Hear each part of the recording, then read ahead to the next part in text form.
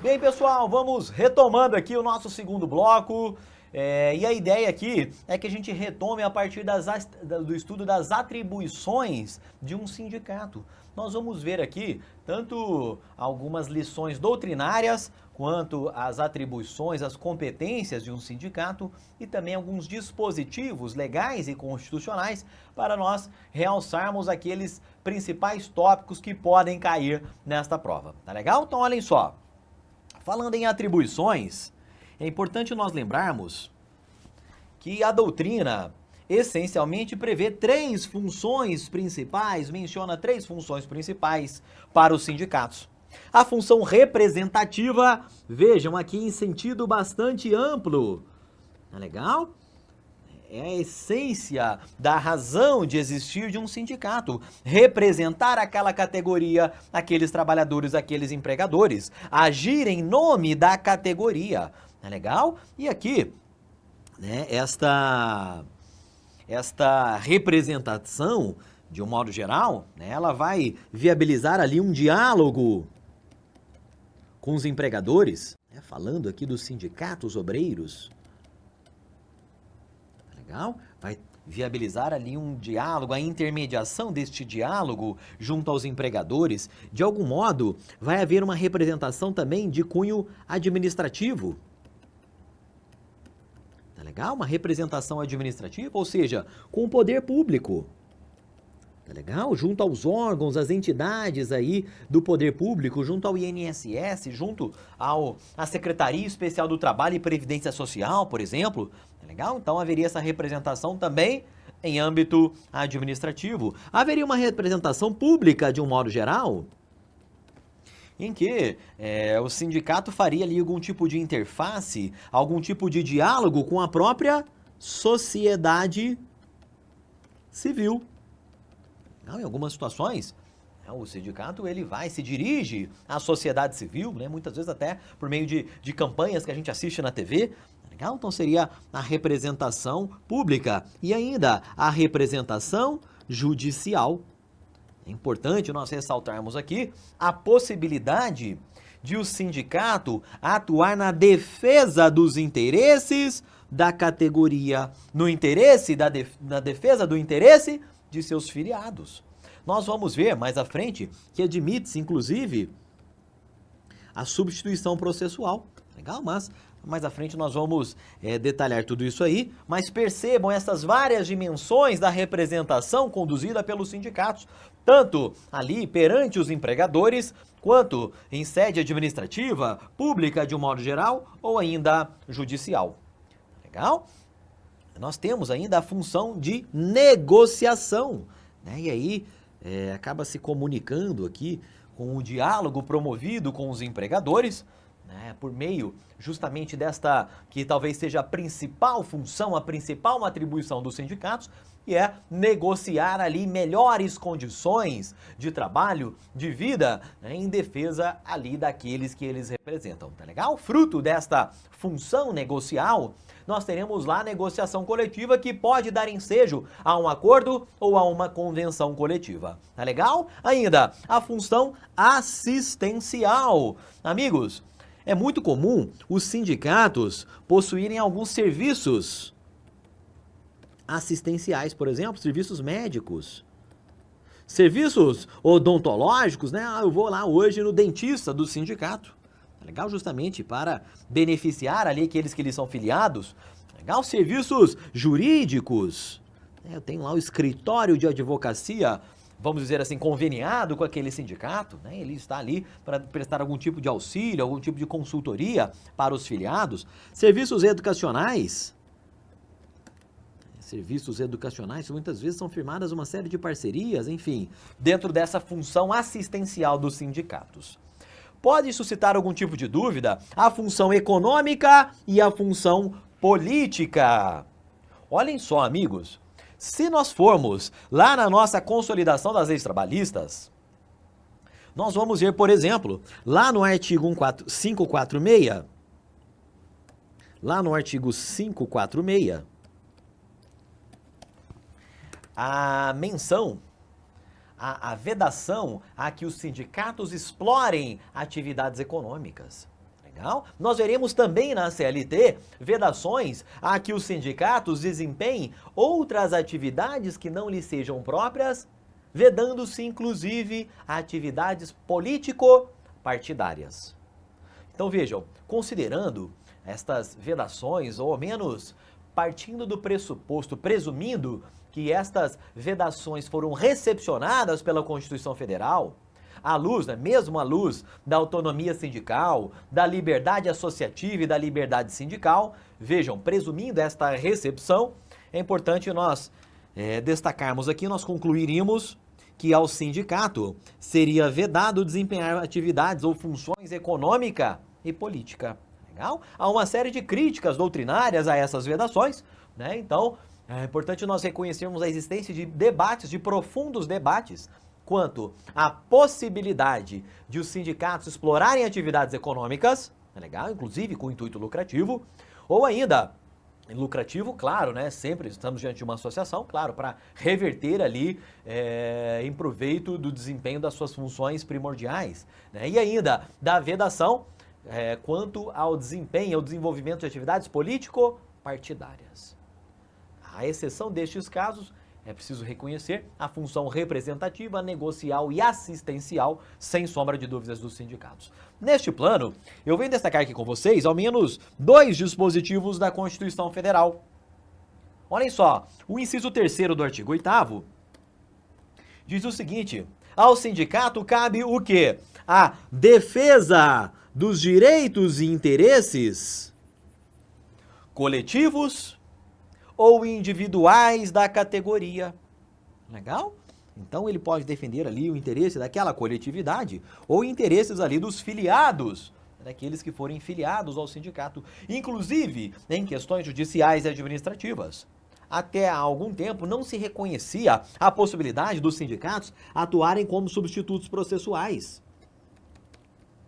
o que atualmente é amplamente reconhecido. Tá legal? Então é possível sim, na defesa dos direitos e interesses coletivos ou individuais da categoria, esta atuação tanto administrativa como judicial, inclusive no âmbito da substituição processual. Tá legal? Além desta previsão constitucional, o inciso 6º prevê lá a obrigatoriedade da participação dos sindicatos nas negociações coletivas, é o princípio da interveniência sindical obrigatória, tá legal? E aqui nós temos uma previsão constitucional quanto à função negocial desempenhada pelos sindicatos. Legal? Importante nós sempre lembrarmos aqui com vocês que, por meio da reforma trabalhista de 2017, amigos, houve a revogação do disposto no artigo 477, parágrafo 1º, que previa uma outra competência, uma outra atribuição dos sindicatos. Até então, para que um contrato de trabalho que houvesse vigorado por mais de um ano fosse extinto, era necessária ali a chamada assistência do sindicato, né, que também poderia ser substituída pelo então Ministério do Trabalho ou ainda por outras autoridades, tá legal? Esse dispositivo, amigos, ele foi revogado pela reforma trabalhista, de modo que atualmente não é uma atribuição obrigatória dos sindicatos esta assistência, esta homologação, vamos dizer assim, das rescisões de contratos com mais de um ano. Legal? Então dizia lá o 477, parágrafo 1º, que o pedido de demissão ou recibo de quitação de rescisão do contrato de trabalho firmado pelo empregado com mais de um ano de serviço, ele somente seria válido com a assistência do sindicato, ou perante ali a autoridade do Ministério do Trabalho e Previdência Social. Legal? Tudo isso foi revogado, de modo que um empregado que hoje conta com mais de um ano de serviço naquela empresa, ele pode ser dispensado, pode pedir demissão, sem esta necessária assistência do sindicato. Legal? Então, não há mais uma obrigatoriedade de que ele tenha essa atribuição. Importante nós destacarmos para fins de prova. Muito bem, comentamos até agora as atribuições do sindicato. Lembrando que a atribuição econômica, aquela função econômica e política, ao menos segundo a literalidade do texto seletista, elas são vedadas ao sindicato. Muito bem, agora nós vamos falar sobre algumas proteções que foram conferidas pelo Constituinte e pelo legislador para, de algum modo, garantir a liberdade e a autonomia e a atuação dos sindicatos. Legal? Então, olhem só. Destacando aqui para vocês essas proteções à atuação sindical, temos que lembrar, já havíamos comentado rapidamente em momento anterior, a vedação, a dispensa sem justa causa, a dispensa imotivada do dirigente sindical. Legal? Então, a partir do registro da candidatura até um ano após o fim do mandato, o dirigente sindical não pode ser dispensado, né, salvo se cometer falta grave nos termos da lei. Então, existe essa dispensa, né, por até um ano após o fim do mandato. Caso ele cometa esta falta grave, ainda assim, amigos, a dispensa com justa causa do dirigente sindical, né, dentro do período de estabilidade, requer o inquérito para apuração de falta grave. Legal? Processo judicial em que o magistrado será chamado a confirmar de fato a ocorrência da justa causa. Outra proteção conferida à atuação do dirigente sindical consta lá do artigo 543 da CLT, que diz lá que o empregado eleito, ele não poderá ser impedido de exercer as suas funções, nem transferido para um local que dificulte, né, ou impossibilite o exercício da sua atuação como sindicalista. E daí nós temos esse direito à intransferibilidade do dirigente sindical e goza ali de previsão legal. Muito bem, nós temos ainda algumas convenções da OIT que é importante ressaltarmos aqui com vocês. Né? Nas convenções da OIT, estas proteções, estas previsões normativas quanto às proteções aos dirigentes sindicais e à atuação sindical como um todo, elas são um pouco mais abrangentes, um pouco mais subjetiva, vamos dizer assim. Tá legal? Então, nós vamos destacar aqui, primeiramente, a Convenção 98 da OIT, que prevê o direito de sindicalização e de negociação coletiva, tá legal? Além da Convenção 135, que prevê a proteção de representantes dos trabalhadores. Ambas, amigos, foram ratificadas pelo Brasil. Legal? Ambas foram ratificadas pelo Brasil e, examinando ali o texto dessas convenções ratificadas, né, nós vamos ver lá algumas previsões quanto à chamada proteção adequada. Proteção adequada contra os chamados atos de ingerência. Legal? Contra atos de ingerência. Legal? Vedações, tanto em relação ao Estado, como em relação à atuação da empresa, né, que buscam vedar ali a filiação, né, de novos empregados sindicalizados. Então, a vedação, a restrições contra a filiação. Legal? E algumas proteções bastante abrangentes, né? Como, por exemplo, a chamada proteção eficiente contra atos que busquem ali coibir e reduzir a autonomia dos sindicatos. Legal? Então, é importante nós destacarmos que também no plano das convenções proferidas ali pela OIT, ratificadas pelo Brasil, há alguns dispositivos que garantem, né, que buscam ali tutelar a atuação do sindicato e daqueles dirigentes dos sindicatos. Legal? Bem, agora, é importante nós destacarmos talvez um dos pontos de maior incidência de questões em prova nos últimos anos, que diz respeito às receitas dos sindicatos. Vejam, os sindicatos, eles necessitam de receitas para financiar as suas atividades. As funções assistenciais, negociais, representativas, lógico, elas requerem ali um aporte, né? Elas requerem ali um financiamento. E o que nós vamos estudar aqui são as fontes de custeio, as fontes de financiamento das atividades deste sindicato. Tá legal? Primeiramente, destacar que não mais é obrigatória a contribuição sindical. Até antes da reforma trabalhista de 2017, aqui nós tínhamos a chamada contribuição sindical obrigatória. Vejam, a Lei 13.467 veio a retirar a obrigatoriedade dessa contribuição sindical. Tá legal? Retirar a obrigatoriedade dessa contribuição sindical. Essa contribuição chegou a ser chamada de imposto sindical há algum tempo, né? Dada ali a sua cogência, dada a obrigatoriedade do seu pagamento. Tudo isso, essa sua obrigatoriedade, foi suprimida por meio da reforma trabalhista. E, no ano de 2019, o Supremo Tribunal Federal examinou esta alteração legislativa e reconheceu a sua constitucionalidade. Tá legal? Então, houve o reconhecimento da constitucionalidade, né, de modo que confirmou-se que não mais é obrigatória a contribuição sindical. Tá legal? Vejam, então após a reforma trabalhista deixou de ser obrigatória e o artigo 578 da CLT diz que essa contribuição pode ser cobrada apenas dos trabalhadores que autorizarem prévia e expressamente este recolhimento anual. Legal? No início de 2019, chegou a ser publicada uma medida provisória, a MP 873, que ficou conhecida como a MP do boleto.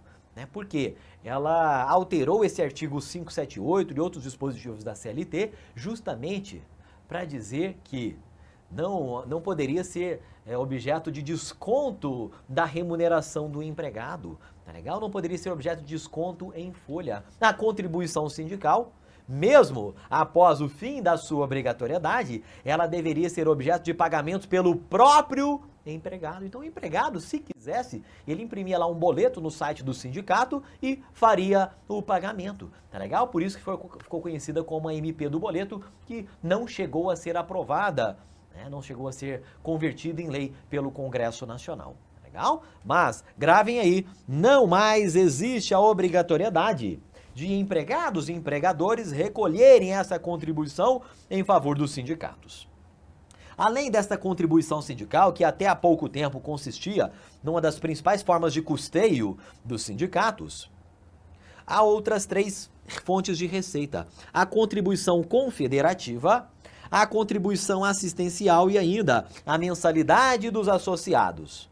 Todas elas, amigos, somente serão cobradas, somente serão pagas por aqueles que voluntariamente assim o desejarem. Então, atualmente, após a alteração promovida por meio da reforma trabalhista, nenhuma dessas 4 contribuições possui obrigatoriedade. Tá legal? O sindicato não pode cobrar à força, ele não pode exigir o pagamento dessas contribuições de quem não lhe é filiado. Legal? Então, olhem só. Quanto à contribuição confederativa, ela busca financiar a chamada cúpula, os órgãos da cúpula sindical.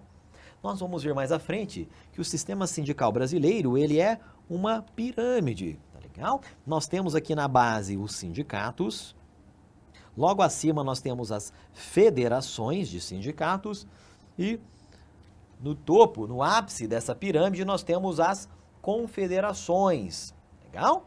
Então essa contribuição confederativa, elas visam justamente a financiar aqui este órgão de cúpula. As confederações de sindicatos. Em relação a ela, nós temos até súmula do Supremo, súmula vinculante número 40, dizendo que a contribuição confederativa, ainda que tenha sido mencionada lá no texto constitucional, ela somente pode ser cobrada dos associados. Legal? Então também não existe obrigatoriedade aqui. Quanto à contribuição assistencial, o seu objetivo é justamente custear as atividades assistenciais do sindicato. Então, aquelas atividades por meio das quais serão prestados serviços médicos ali aos filiados ao sindicato, serão prestados serviços odontológicos, serviços jurídicos, serviços educacionais. Então, aí nós teríamos essa contribuição assistencial. Legal? E, por fim, a mensalidade, aquela quantia que é paga mensalmente, todos os meses, pelos associados, por aqueles que voluntariamente se filiaram ao sindicato, e elas visam lá o custeio em geral da associação. legal? Ao custeio em geral dos sindicatos.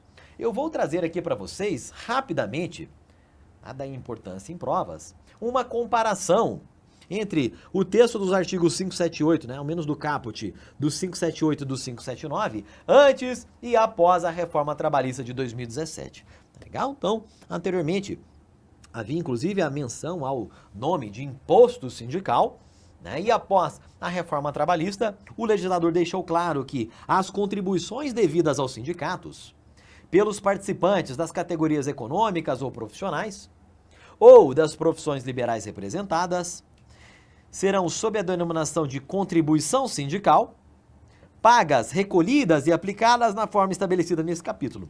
E já logo deixou claro, desde que prévia e expressamente autorizadas por eles. Legal?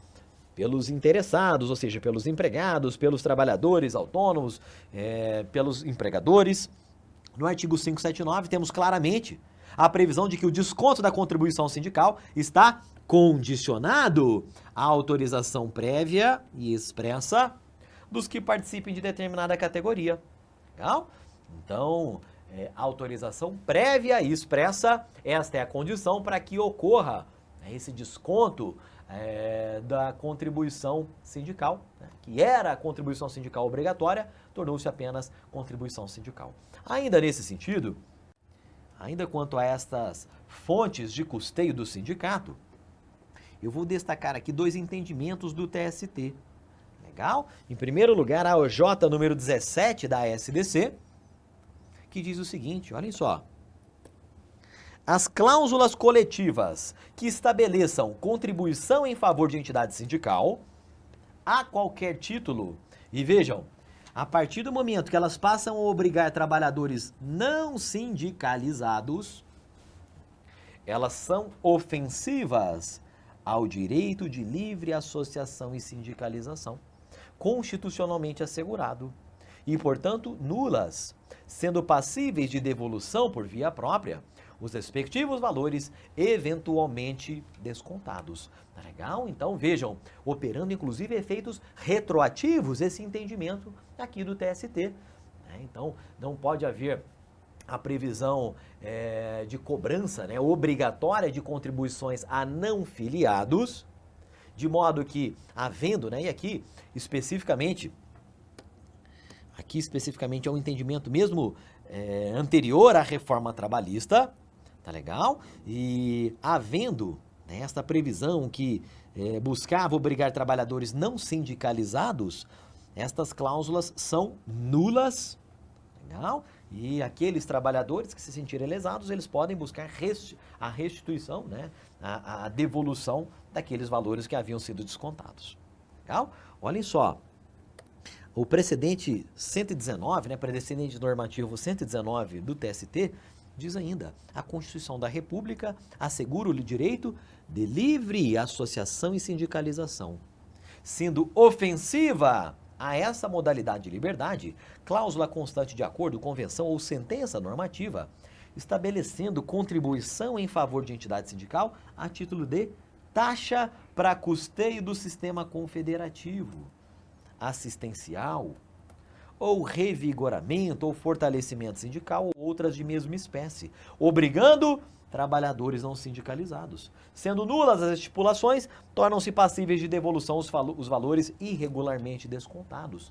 Vocês se lembram, nós comentamos sobre o princípio da liberdade de associação, né? Liberdade associativa e sindical, e ela é um princípio que ele tem ali, né, ele milita tanto na sua face positiva, mas também na sua faceta negativa, justamente impedindo, né, que aqueles que não desejarem se filiar a sindicatos, eles devem ter esse direito resguardado.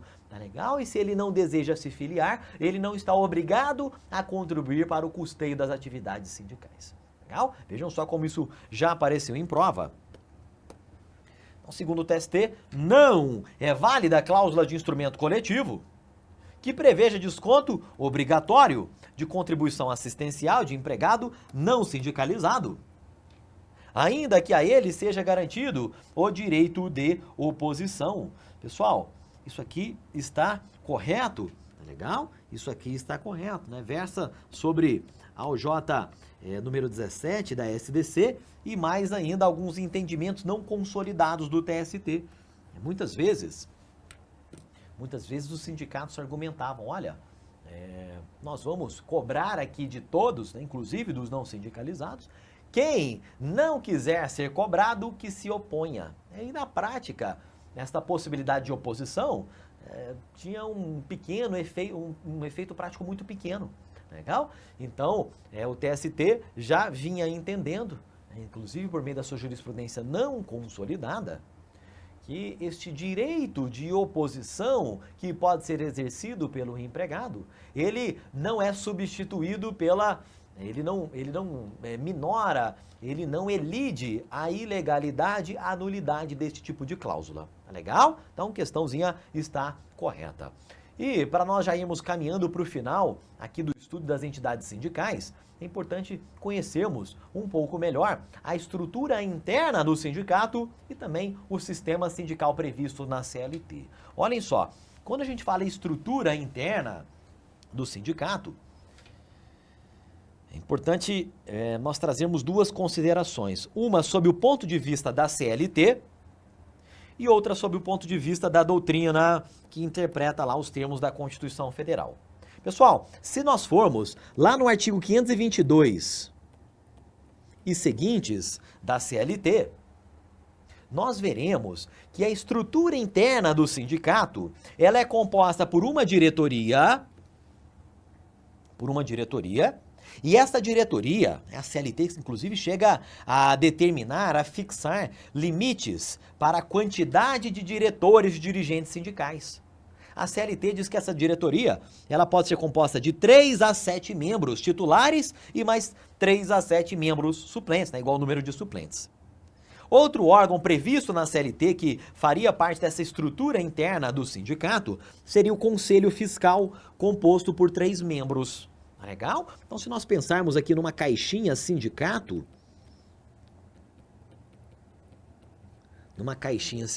nós teríamos aqui a diretoria,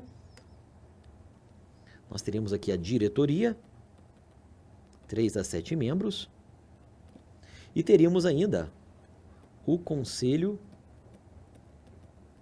Fiscal. Legal? Diretoria e o Conselho Fiscal, né, com o número lá de 3 membros. Vejam, nestes dois casos, estes membros aqui da diretoria ou os membros do Conselho Fiscal, eles seriam eleitos por meio de uma assembleia geral. Legal? Então aqui, amigos, quem elege, quem escolhe, já sabemos, o dirigente sindical, o diretor do sindicato e o membro do Conselho Fiscal, é a própria categoria. Legal? São aqueles filiados ali ao sindicato. E ainda, a CLT prevê a figura dos delegados sindicais. Delegados sindicais, ao contrário dos membros da diretoria e dos membros do Conselho Fiscal, os delegados, eles não são eleitos pela Assembleia, eles são designados pela diretoria. Então a diretoria vai lá e designa, né, os dirigentes sindicais. Legal? Importante nós lembrarmos que aquela garantia provisória de emprego, lá do artigo 8º da Constituição Federal, ela se refere aos membros da diretoria, ao dirigente, ao diretor do sindicato, ou aos diretores do sindicato. Tá legal? Ela, né, segundo OJs do TST, ela não alcança o membro de conselho e também não alcança o delegado sindical. Legal? Anote aí. Isso tudo, amigos, consta da CLT. Previsões, regulamentações quanto à estrutura interna do sindicato. E após a Constituição de 88, parte da doutrina faz a seguinte reflexão: ora, se nós estamos diante do princípio da autonomia sindical, e a autonomia sindical também deve ser encarada sob a dimensão da estrutura interna do sindicato, esses dispositivos seletistas que de algum modo tutelam, que de algum modo limitam ou prevêem ali regras para a estruturação interna do sindicato, estes seriam dispositivos inconstitucionais. Legal? Essa é a conclusão que chega uma parcela da doutrina, dizendo que esses dispositivos, 522 em diante, não foram recepcionados pela Constituição Federal. Tá legal? Então, existe aqui essa corrente doutrinária dizendo que não teria havido esta recepção. Mas vejam, esta é uma parcela da doutrina apenas. É importante nós ressaltarmos que o TST, já em algumas ocasiões, e até o Supremo Tribunal Federal, eles reconheceram, sim, a constitucionalidade daqueles dispositivos. Legal? Se nós formos, por exemplo, lá na súmula 369 do TST, nós veremos claramente o entendimento da Corte Trabalhista Superior no sentido de que a limitação a 7 membros de diretoria, 7 titulares e mais 7 suplentes, isto foi recepcionado pela Constituição Federal. Então, na prática, os sindicatos, nas eleições sindicais e a estabilidade provisória dos dirigentes sindicais ficaria limitada a 7 titulares e a 7 suplentes. Legal? Então, existe aqui esse embate, esse debate doutrinário, mas fato é que o TST e inclusive o Supremo, eles têm reconhecido a constitucionalidade, a recepção desses dispositivos que prevêem a estrutura interna dos sindicatos. Tá legal? Então, diretoria, conselho fiscal e delegados designados pela diretoria. Questãozinha de prova sobre esse tema, amigos.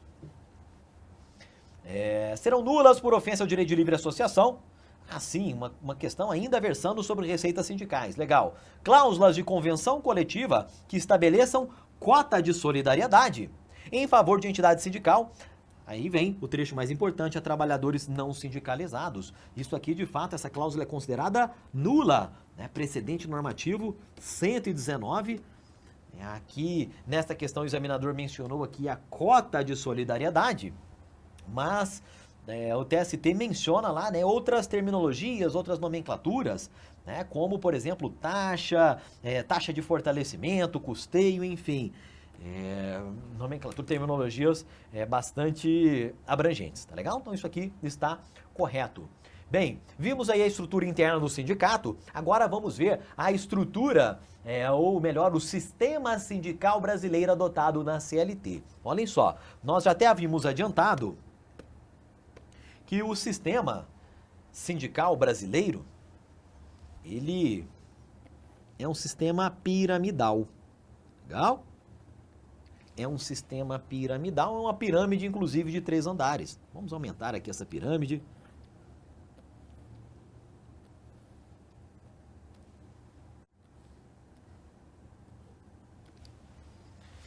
Então, nós temos ali uma pirâmide de 3 andares.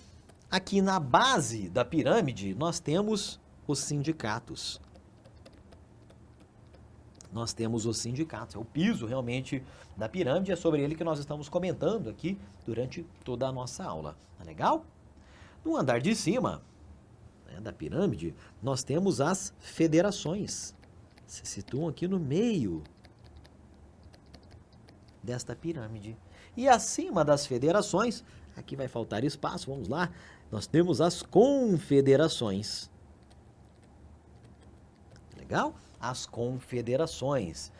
Nós temos as confederações representam ali o órgão de cúpula, sendo que as federações e as confederações são as chamadas entidades ou entes sindicais de nível superior. Legal? Entes sindicais de nível superior.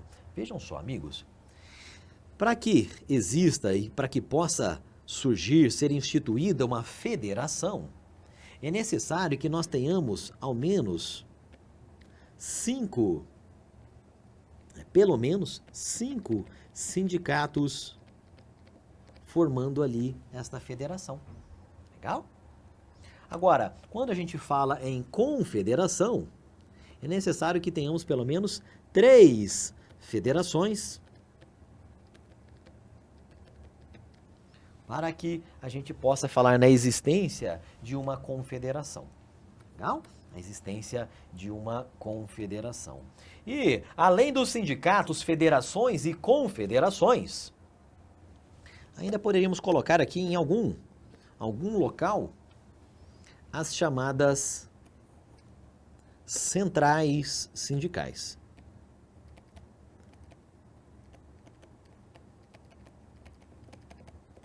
Legal? não fazendo parte desta pirâmide sindical prevista na CLT, mas de algum modo, né, compondo esse grande sistema, né, de negociação e de representação dos trabalhadores. Legal? Então, vamos lá, amigos. Importante, né? Nós já comentamos lá sobre os sindicatos, né? A menor unidade territorial do sindicato é o município, mas nada impede que eu tenha ali, por exemplo, um sindicato em uma grande região metropolitana, alcançando 2, 3, 4, 5 municípios. É legal? O que eu não posso ter é um sindicato representando uma base territorial inferior à de um município. Muito bem, o que acontece? Eu posso agremiar ali, associar, né, 5 ou mais sindicatos e a partir daí dar origem a uma federação. É legal? Então eu posso ter, por exemplo, lá no estado de São Paulo, a Federação dos Trabalhadores de Instituições Financeiras, né, dos trabalhadores de instituições bancárias no estado de São Paulo. É legal? Então nós temos já aí, já fui ali para o meio da minha pirâmide, e eu tenho ali, na maioria dos casos, entidades representativas de âmbito estadual. Legal? Fazem ali uma representação regional. E a partir daí, estas federações, 3 ou mais federações, vão se agremiar e dar origem a uma confederação. A confederação, amigos, ela tem atuação nacional, legal? Atuação nacional, e a sede da confederação deve ser em Brasília. Então, olhem só. Em relação às federações e confederações, é importante nós lermos e conhecermos alguns dos dispositivos seletistas relacionados a elas. Então, aqui no artigo 534, nos diz o legislador que é facultado aos sindicatos, quando em número não inferior a 5, ou seja, pelo menos 5, desde que representem a maioria absoluta de um grupo de atividades ou profissões idênticas, similares ou conexas, organizarem-se em federação. Por outro lado, nós temos a figura das confederações, que organizar-se-ão com mínimo de 3 federações e terão sede na capital da República, atualmente Brasília. Legal? No artigo 611, parágrafo 2º, a CLT nos diz que as federações, e na falta desta, as confederações representativas, vejam só, poderão celebrar convenções coletivas de trabalho para reger as relações das categorias a elas vinculadas que não sejam organizadas em sindicatos no âmbito de suas representações. Legal? Então vejam, por excelência, a regra geral, vamos dizer assim, é que os sindicatos, base de pirâmide, celebrem acordos e convenções coletivas. Quando não houver um sindicato representativo daquela categoria naquela base, nascerá para a federação o direito de também, né, celebrar acordos e convenções coletivas. Legal? E na falta também da confederação aí, quem faz às vezes já é a confederação. Tá legal? De todo modo, percebam que os sindicatos possuem, mas também federações e confederações possuem essa legitimidade para a celebração de acordos e convenções coletivas. E nós vamos ver que isto não acontece em relação às centrais sindicais. Olhem só, as centrais sindicais,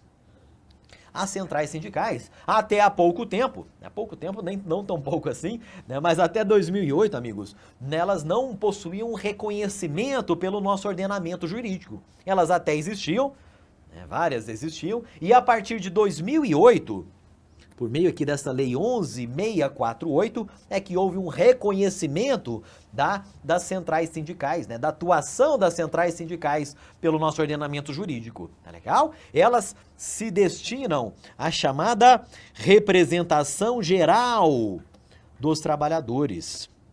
Representação geral dos trabalhadores.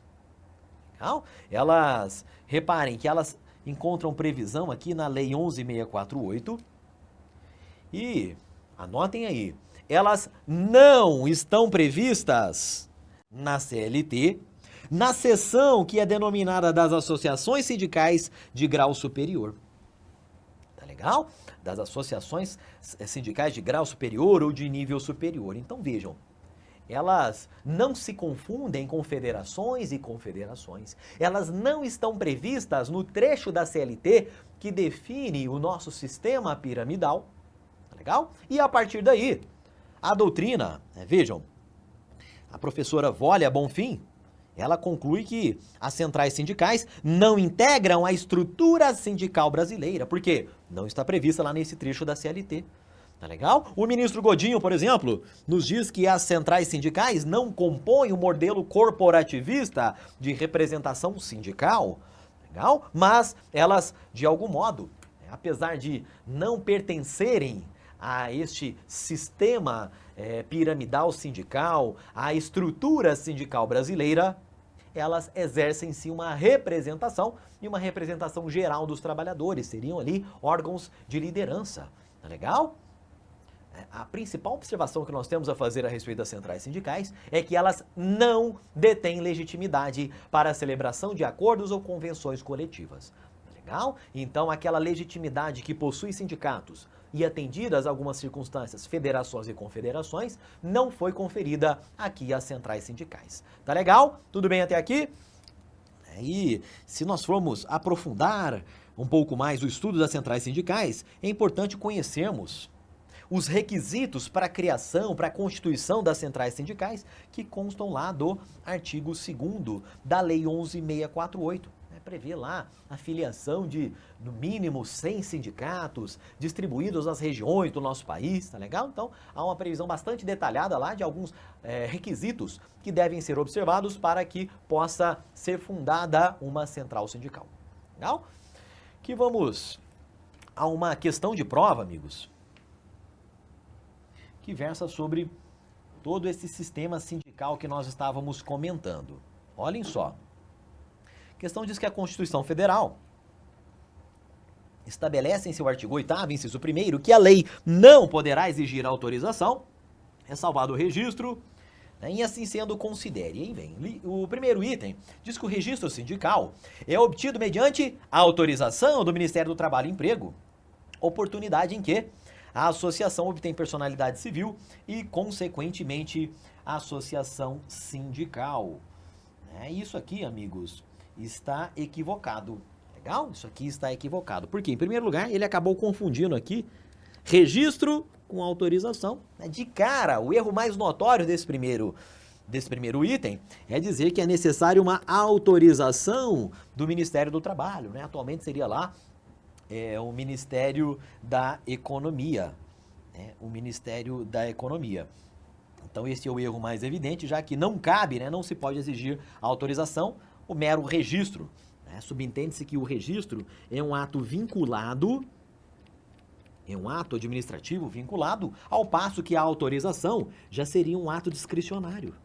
E a partir da possibilidade de o poder público valorar a conveniência e oportunidade de se expedir aquela autorização, aí nasceria algum controle, alguma interferência estatal sobre o sindicato. Tá legal? E em relação a essa personalidade civil e personalidade sindical, o que é importante nós comentarmos, inclusive a título de aprofundamento, é que parte da doutrina diz o seguinte: olha, o sindicato ele deve averbar os seus atos constitutivos lá no respectivo registro, vai lá no cartório de pessoas jurídicas e faz ali, todo o procedimento previsto na legislação civil. A partir daí, ele ganharia a sua personalidade civil. Legal? Nasceria, teria ali o nascimento daquela pessoa jurídica na forma de uma associação. Muito bem.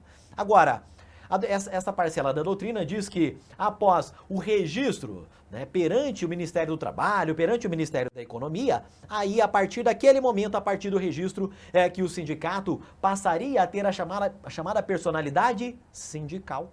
Legal? Então haveria a chamada personalidade civil, que depende do registro nos moldes da legislação civil, e haveria a personalidade sindical que iniciaria a partir do registro no órgão competente. Tá legal? De todo modo, este primeiro item está errado.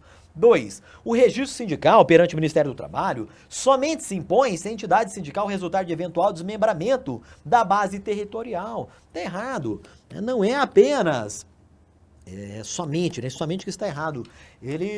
Esta exigência do registro ela é ampla, não apenas nos sindicatos resultantes de desmembramento, aquela história da pulverização dos sindicatos. Legal? É algo realmente amplo. Terceiro item, a estrutura sindical brasileira adota um modelo horizontal herdado da legislação italiana, A época do governo Getúlio Vargas, não havendo hierarquia entre os órgãos sindicais. Isso aqui está errado. Por quê? O Brasil não adota modelo horizontal. Nós vimos que a nossa estrutura sindical ela é piramidal. Tá legal? Era piramidal, órgão de cúpula, as confederações, logo abaixo as federações, né? Tanto federações como confederações são entidades ali de patamar superior, né, de nível superior, e logo abaixo os sindicatos. E além disso, amigos, a regra geral, quando nós formos pensar aqui em critérios de agregação de trabalhadores, nós temos que nos lembrar que a regra geral no direito do trabalho brasileiro é a categoria profissional. Legal? A agregação dos trabalhadores em razão da atividade econômica do empregador. E daí nós teríamos sindicatos verticais, essa seria a regra geral. Legal? Mas nada de modelo horizontal herdado do direito italiano atualmente. Então, até agora todos os 3 itens estão equivocados. E o 4º item diz lá que as centrais sindicais, estávamos comentando há pouco, previstas pelo ordenamento jurídico, embora não integrem a estrutura sindical brasileira, elas têm o que? A sua atuação reconhecida. Pessoal, isso aqui está correto. Legal?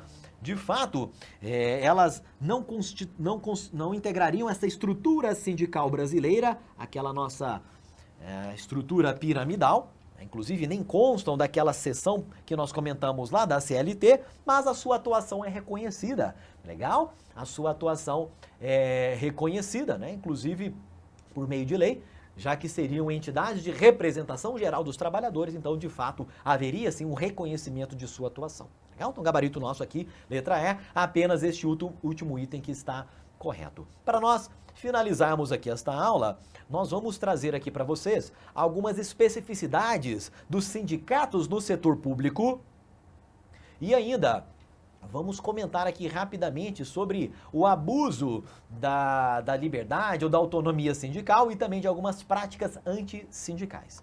Então, olhem só, quando a gente fala em sindicato no setor público, importante nós destacarmos, pontuarmos aqui as principais especificidades que podem aparecer na sua prova. Em primeiro lugar, ressaltar que antes da Constituição Federal, os servidores públicos não detinham o direito de formarem sindicatos, mas apenas associações profissionais não sindicais. Legal? Isto vigorava antes de 88. A Constituição de 88 inovou e garantiu o direito à livre associação sindical aos servidores públicos civis. É claro, o militar não faz jus à associação sindical e nem mesmo à greve. Tá legal? Uma característica, uma peculiaridade dos sindicatos no setor público é uma maior agregação. Legal? Por uma série de razões. Quando nós comparamos os sindicatos no setor público com os sindicatos da iniciativa privada, é claro, sempre nós estamos falando aqui de pessoas jurídicas de direito privado, tá legal? A única diferença é ali o âmbito de atuação deles. Uns atuam ali perante as empresas, negociando, dialogando ali perante as empresas, e outros atuarão em empresas privadas, e outros atuarão ali junto a entes públicos, tá legal? Mas vejam, há que se reconhecer uma maior agregação dos sindicatos no setor público. Legal? Na iniciativa privada, uma maior pulverização, em razão da especialização que se faz de cada um dos sindicatos. Isto não ocorre aqui no setor público. Normalmente, cada carreira, cada cargo, ela possui ali o seu sindicato, então nós tendemos ali a ter, em tese, sindicatos um pouco mais fortes, um pouco mais robustos. Tá legal? Muito bem. O que aconteceu? Além desta alteração promovida pela Constituição de 88, o Brasil ratificou a Convenção OIT número 151, que dispõe sobre as relações de trabalho na função pública. A partir da ratificação dessa convenção, em que foram previstos alguns direitos aos sindicatos e às entidades defensoras dos trabalhadores do setor público, o TST acabou alterando, reformando a redação da OJ 5 da SDC, da Seção de Dissídios Coletivos do TST. Legal? Então, o que vai acontecer? Atualmente, a OJ número 5 da SDC faz uma diferenciação entre cláusulas cláusulas sociais e cláusulas econômicas ou cláusulas financeiras.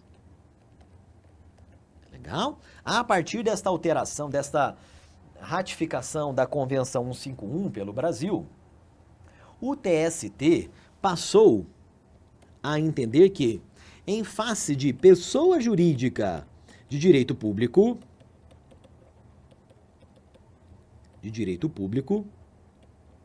legal? Cabe dissídio coletivo exclusivamente em relação a cláusulas de natureza social. Legal? Essas cláusulas de natureza econômica, elas não poderiam ser opostas, elas não vinculariam o poder público. Legal? Apenas cláusulas que, de algum modo, elas não tragam ali impactos financeiros diretos ao poder público. Legal? Então, uma cláusula lá, por exemplo, que disponha sobre valores de remuneração, uma cláusula que disponha lá sobre valores de determinados benefícios, né, que são devidos ali a servidores públicos. Vejam, elas não possuem, essas cláusulas que possuem esse conteúdo econômico, elas não são oponíveis, elas não vinculam o poder público, tá legal? Mas as cláusulas de natureza social, estas sim, elas, em face delas, cabe sim o dissídio coletivo, já que elas obrigam sim o poder público, tá legal? Último item sobre este trecho, é importante nós comentarmos sobre as chamadas cláusulas de compromisso. Imagine só, a gente sabe que a fixação e alteração de vencimentos e subsídios de servidores públicos deve se dar por meio de lei.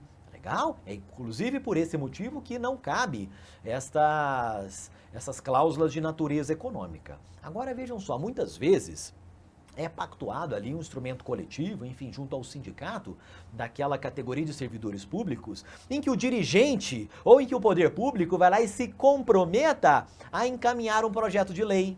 Legal? Em que ele se comprometa a, enfim, enviar ali uma proposta, um projeto, um anteprojeto de determinado ato normativo para, em um segundo momento, resultar ali em alguma melhoria de ordem econômica aos trabalhadores, e tem se considerado válida a previsão dessas cláusulas de compromisso, tá legal? Que versem ali sobre direitos que têm ali alguma conotação econômica, tá legal? Então, essas cláusulas de compromisso, elas têm sim sido admitidas, mesmo ali no âmbito dos sindicatos, né, e dos instrumentos coletivos relacionados ao setor público. Para nós finalizarmos, aqui sim, comentarmos algumas condutas antissindicais e também alguns abusos na atuação do sindicato. Olhem só, nós vamos trazer aqui uma sopra de letrinhas, né, alguns estrangeirismos, mas que eventualmente podem aparecer em prova. Legal? Já caíram em prova, podem aparecer novamente. Então, olhem só. Em primeiro lugar, nós temos algumas cláusulas que serão consideradas práticas ou condutas antissindicais, que são estas três primeiras aqui. De algum modo, a previsão, a utilização desses mecanismos vão acabar frustrando algumas das prerrogativas, vai acabar, de algum modo, frustrando a atuação do próprio sindicato e violando o princípio da autonomia sindical, da liberdade associativa e sindical. Então vejam só, em primeiro lugar, nós temos as Yellow Dog Contracts, ou seja, os contratos ali de cães amarelos, né, de modo que o empregado se comprometa a não filiar ao sindicato, legal? Ele se compromete perante o empregador a não se filiar a determinado sindicato. Vejam, a ideia aqui é frustrar o movimento sindical, é impedir que o empregado se filie a determinado sindicato, né? E este compromisso firmado é um critério, é uma condição para admissão e para manutenção do emprego. Então o empregador firma ali com ele e fala, olha, a partir do momento que você se sindicalizar, você estará sumariamente demitido. Legal? Contratos de cães amarelos. Então, o que mais? Nós temos aqui ainda as company unions, ou sindicatos de empresa ou sindicatos amarelos. O que vai acontecer aqui, amigos? É algo mais velado, é legal? Então, de algum modo, a empresa ou o empregador, né, ele vai lá e estimula, né, ele vai lá e incentiva o movimento sindical, né, mas indiretamente ele acaba controlando a atuação dos sindicatos. Legal? Então, é como se fosse o sindicato da própria empresa, né? Um sindicato amarelo. Legal? Um sindicato amarelo porque tem uma atuação muito pálida, né? Muito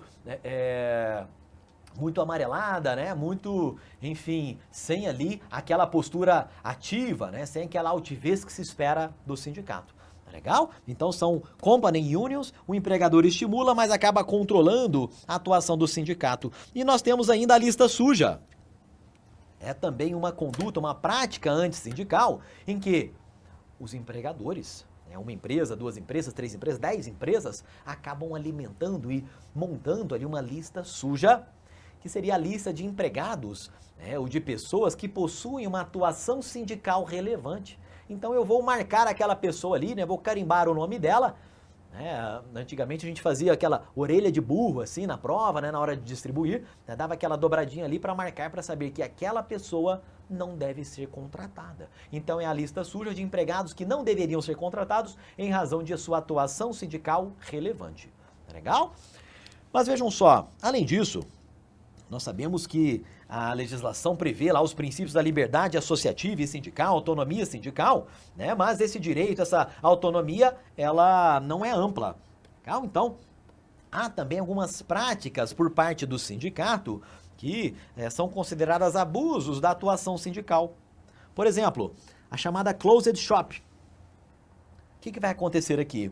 O empregador se compromete perante o sindicato, ou seja, temos um ajuste aqui, uma combinação entre o empregador e o sindicato, no sentido de admitir somente trabalhadores filiados. Legal? Então, isso estaria violando o direito de quem não desejar se filiar ao sindicato de ser contratado.